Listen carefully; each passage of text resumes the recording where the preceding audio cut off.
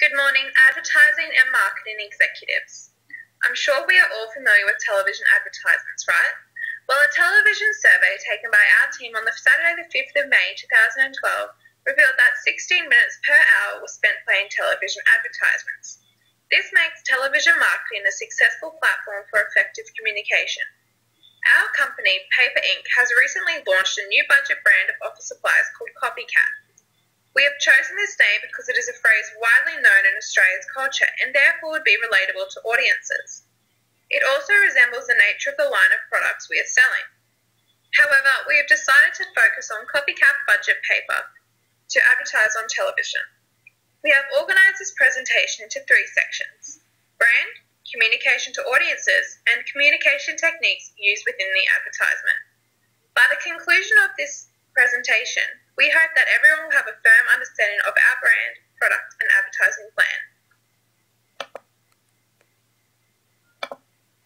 When forming our brand, we wanted to establish a good brand identity. We have decided to consider factors such as the high cost of living and the high demand for office supplies. By incorporating these into our brand, we will be able to establish a good foundation of consumers. Some of our strong brand values are quality and versatility. Rather than create a one-dimensional brand, we wanted to make a brand that could produce multiple products to be used in multiple ways. Additionally, we wanted our copycat range to be perceived as a cost-effective, quality substitute to more higher-priced luxury goods. These are the factors which we hope will be seen through our advertisement. At Paper Inc., we believe entertaining advertisements make for successful marketing. Throughout the advertisement, we wanted to maintain a creative image. We do this by having the main character, Toby, use his imagination to build items out of paper, such as paper planes, paper boards, and a paper sculpture. If we just created an advertisement that only told a viewer copycat paper was a budget brand, it would be very ineffective. So by having an advertisement full of strange and entertaining situations, we will be able to gain the attention of a wide spread of viewers, whilst at the same time telling them that copycat paper is a cheaper alternative to expensive copy paper. We have made the first frame to resemble a bored man. By doing this, we can interact with audiences because this could be a mutual feeling or one that they have experienced before. We also incorporate a comedic element into our advertisement. This is executed by the unnatural use of paper. Some of what Toby does with the paper a normal business person would usually do, or would do, but not to the extent that Toby takes it to, especially in the case of the paper sculpture. By using this, we can appeal to audiences from our target audience of business people and students, as well as audiences outside of our target audience. To go further in depth in the advertisement, we will examine the construction of the advertisement frame by frame. Frame 1 shows Toby bored at work and he is ideally surrounded by expensive branded paper. He is lazing around looking for something to do. In constructing our advertisement, we use various different semiotic elements to put meaning behind our commercial. Frame 1 consists of 3 elements.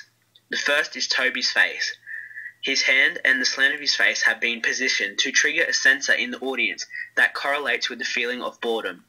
We have used this index in conjunction with the conventional sign of the stacks of paper either side of Toby. We have incorporated this conventional sign because although the connection between the signifier is completely arbitrary, we believe it heightens the meaning of the frame overall. Additionally, the paper stacks are complied of binder folders and documents we would associate with a business nature. This sign requires the extra textual knowledge of business to be able to establish that Toby is an employee of a business organisation. In the second frame, Toby is seen folding a piece of paper using a sheet of expensive paper. As the folding of the paper plane cannot be directly associated with the stacks of paper or anything to do with the advertisement, we consider this frame a conventional sign. As previously stated, the signified and the signifier have a completely arbitrary connection. The third frame shows the amount of paper Toby has wasted by making and throwing paper aeroplanes. Simply, the third frame is the result of the second frame. The image displayed in our advertisement plan is an indexual sign that implies that Toby has wasted paper by making planes. We wanted to create this frame to be an index because we wanted our audience to see the result of Toby making paper planes. By doing this, we have displayed what could be achieved by using paper in that way. Frame 4 consists of Toby wasting more paper by building and sitting in a fort made out of expensive brand paper. He will be smiling, showing that he is no longer bored. This frame consists of semiotic elements working together. The first is that Toby's face is an index of a man feeling a happy emotion. The second is the paper fort. The fort is an icon of a house because it physically resembles what it stands for. However, the entirety of the frame is seen as a conventional sign because it cannot be directly connected to CopyCat copy paper. Furthermore, if one has the extra textual knowledge of seeing the advertisement before, one would be able to connect the paper fort to CopyCat copy paper.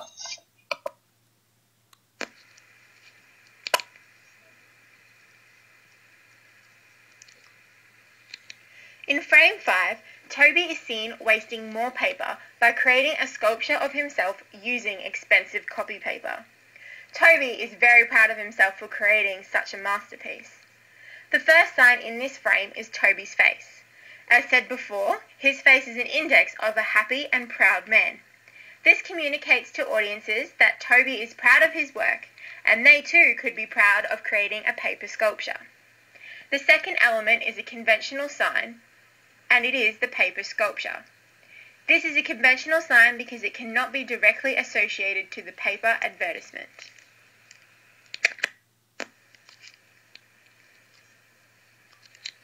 The sixth frame is an altercation between Toby and his boss. While Toby is admiring his masterpiece, his boss comes storming in and we see the large pile of expensive copy paper Toby has accumulated. As a result, his boss starts yelling at him. This image consists of two signs working together. The first is that Toby's boss's face is an index to an angry person. The second is Toby's face as an index to an intimidated person. Both of these elements meld together to produce a theme of displeasure, which is the concept we are trying to get across in this frame. The mountain of paper is an index sign because it implies the usage of paper by Toby. The connection of the two signs creates a meaning of waste, which is communicated to the audience by the parallel images.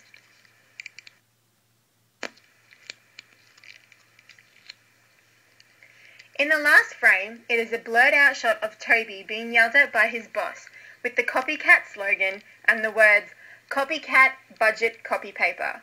You can afford to be creative," in the foreground. This is a conventional sign because these words cannot mean the same thing universally. For example, if a Spanish person were watching this advertisement, they would not understand the point. Therefore, to be able to interpret this advertisement the way we want it to be interpreted, cultural competency is required. The words are also used to indicate that if the workplace or business saved money buying budget copy paper, the boss wouldn't be so angry about the accumulated misuse of paper.